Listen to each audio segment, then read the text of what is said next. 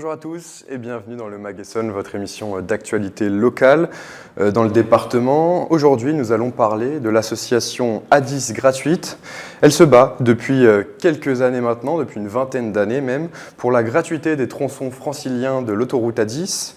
Alors, mon invité pour en parler aujourd'hui est Jean-Claude Lagron. Bonjour. Bonjour. Bienvenue dans le Mag Essonne. Vous Merci. êtes le président de l'association. Alors aujourd'hui, pour faire Dourdan-les Ulisses, cela revient à 450 € par an selon votre calcul. Alors depuis combien de temps est-ce que vous vous battez pour obtenir cette gratuité?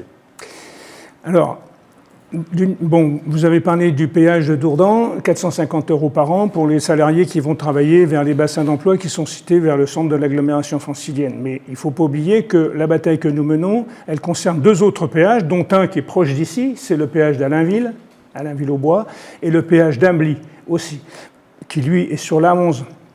Ces trois péages-là, donc Dourdan, Ambly et Allainville, sont situés aussi sur ces tronçons franciliens et sont aussi utilisés massivement par les salariés qui vont travailler tous les jours.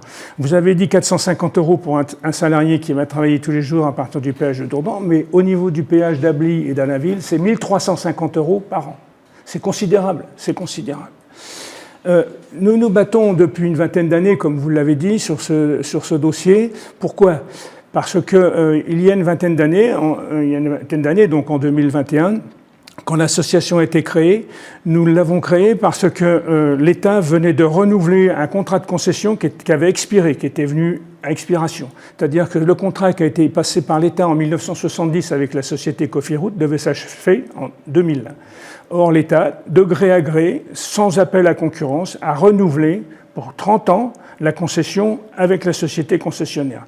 On a trouvé ça inadmissible, d'autant que les clauses du contrat n'ont pas du tout évolué, c'est-à-dire que c'était un gros jackpot pour la société concessionnaire. Donc c'est pour ça que nous avons créé l'association à cette époque. Donc aujourd'hui, cette concession, elle est prévue, donc vous l'avez dit, pour durer jusqu'en 2030.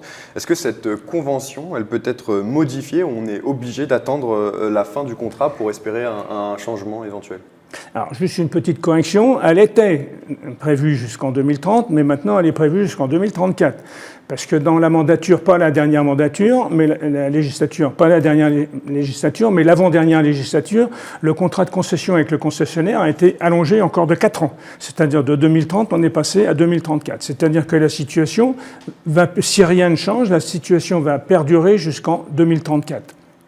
Alors, est-ce qu'on peut faire évoluer les choses, les contrats de concession ? Bien sûr qu'on peut faire évoluer une convention de concession.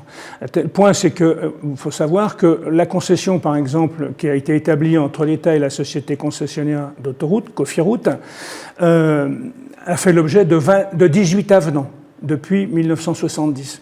Donc, il pourrait y avoir un 19e avenant qui corrige précisément un certain nombre de choses de ce contrat de concession, comme ça a été le cas dans les 18 premiers avenants qui ont été signés entre l'État et la société concessionnaire d'autoroute.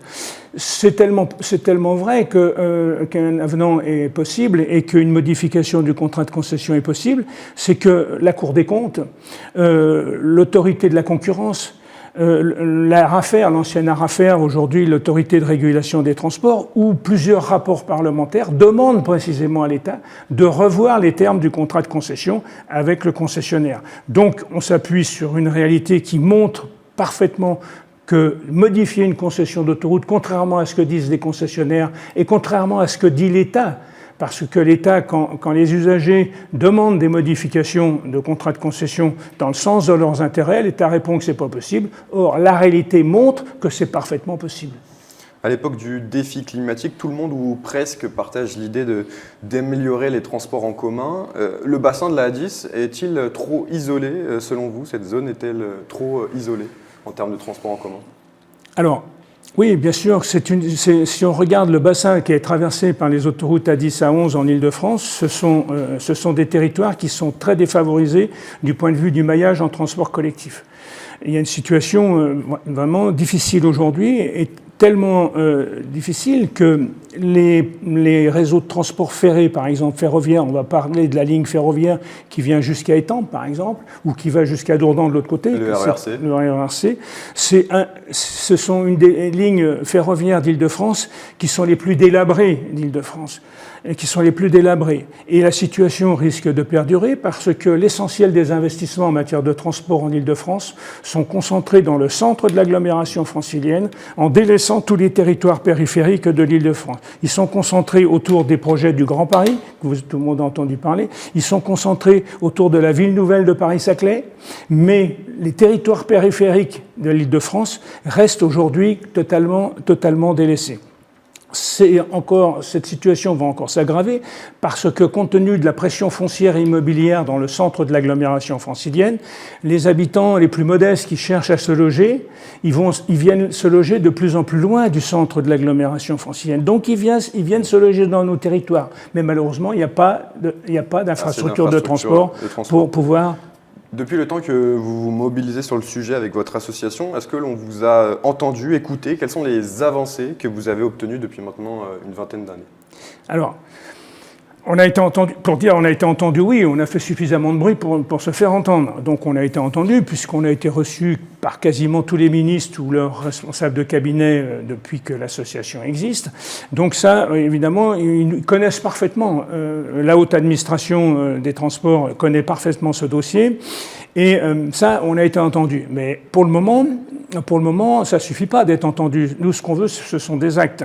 Et malheureusement, pour le moment, nous n'avons pas encore eu d'actes significatifs, si ce n'est que des petites questions un peu marginales qui réduisent un peu les coûts de transport pour les usagers de ces autoroutes, mais c'est très marginal par rapport à l'objectif qui est le nôtre d'une situation de principe, c'est de ramener cette autoroute dans une situation identique aux autres autoroutes franciliennes, qui, elles, sont toutes gratuites en Île-de-France. Alors aujourd'hui, deux principaux scénarios sont sur la table. La gratuité pour tous, d'abord, et la gratuité seulement pour les déplacements locaux entre le domicile et le travail. Est-ce que vous pouvez, Jean-Claude Lagron, nous présenter ces deux scénarios ? Oui, alors effectivement, il y a deux scénarios possibles. Alors, si on envisage la gratuité de ces tronçons pour l'ensemble du trafic, évidemment, ça nécessitera à ce moment-là que ces tronçons-là soient repris par l'État. C'est-à-dire que ça soit retiré de la convention avec le concessionnaire et que ça soit repris par l'État. Mais il y a une autre solution, qui est une solution tout à fait envisageable dès maintenant, qui est une solution de bon sens et qui est une solution qui pourrait s'appliquer très rapidement. C'est que les populations d'Île-de-France puissent utiliser ces autoroutes, notamment dans le cadre de leur trajet domicile-travail, gratuitement. Et c'est parfaitement possible, avec aujourd'hui les systèmes de télépéage, c'est parfaitement possible d'identifier les populations d'Île-de-France, ou même aussi les populations qui se trouvent à la frange de l'Île-de-France, c'est-à-dire à l'Eure-et-Loire, puisque maintenant on s'aperçoit qu'il y a beaucoup de gens qui quittent le centre de l'agglomération francilienne pour les raisons évoquées tout à l'heure. Voilà. Donc il est parfaitement possible d'accorder la gratuité à ces populations-là. Et pour ça, il suffit simplement d'un avenant au contrat de concession, comme je le disais tout à l'heure, et pas nécessairement une reprise en main par l'État. Donc nous sommes pour cette seconde solution, parce que c'est une solution de court terme, applicable dès maintenant. Et nous nous battons sur celle-ci. Ce qui ne veut pas dire que nous nous désintéressons d'une révision globale des concessions en France aujourd'hui, parce que le scandale autoroutier national, c'est une question qu'il va falloir solutionner. Et bien sûr, mais le court terme, c'est la gratuité pour les populations de nos territoires, afin aussi, mais vous allez peut-être m'interpeller sur le sujet, puisque c'est un sujet qui se situe à côté ici de la radio, c'est la situation de la RN20. Ça va faire un peu la transition sur le sujet. Aussi, donc, vous aimeriez donc, sur cette N20 la mise en place d'un plan de circulation donc, dans le sud francilien qui obligerait les poids lourds à prendre la A10 plutôt que la RN20 qui est donc privilégiée aujourd'hui pour sa gratuité, mais cela engendre certains problèmes de sécurité notamment. Oui, alors il y a des problèmes de gratuité. Alors il y a deux choses à considérer. Là, pareil que sur les solutions à mettre en œuvre, sur les scénarios possibles, là il y a à la fois du court terme et du long terme, ou de moyen et long terme. Alors, sur le moyen et long terme, je vais parler quand même un mot sur le moyen et long terme, c'est l'aberration aujourd'hui de l'évolution du trafic poids lourd en France et en Europe. C'est-à-dire qu'on a aujourd'hui un trafic poids lourd qui se développe considérablement. Donc il faut s'attaquer aux causes de ces dérèglements-là et de ce développement considérable du trafic poids lourd. Il faut réduire les distances domicile-travail, il faut réduire les distances entre les lieux de consommation, des lieux de production. il faut réduire, il faut multiplier les infrastructures de transport, etc. Alors, la RN20, j'arrive à la situation. La RN20, effectivement, fait partie des trois axes routiers secondaires qui sont particulièrement impactés par le péage sur l'autoroute A10. Pourquoi? Parce que les gens, plutôt que de payer le péage, utilisent la RN20. Donc on a une RN20 qui est considérablement saturée, particulièrement le matin et particulièrement le soir, mais c'est vrai aussi sur d'autres axes parallèles à l'autoroute. Il faut savoir que si on compare la situation de la RN20 avec l'autoroute A10 par rapport aux autres autoroutes franciliennes avec les nationales qui les longent, la différence de trafic sur la nationale 20, la densité de trafic est exactement pareille que sur l'autoroute, alors que sur les autres axes franciliens où il y a des nationales qui longent les autoroutes, la différence de trafic est de 5. C'est-à-dire qu'il y a 5 fois moins de trafic sur la nationale que sur l'autoroute. Ce qui n'est pas du tout le cas pour la RN20, pour la raison simple, c'est que l'autoroute A10, c'est la seule payante en Ile-de-France, alors que les autres sont gratuites. Les autres servent évidemment à canaliser les flux routiers et particulièrement les flux de poids lourds.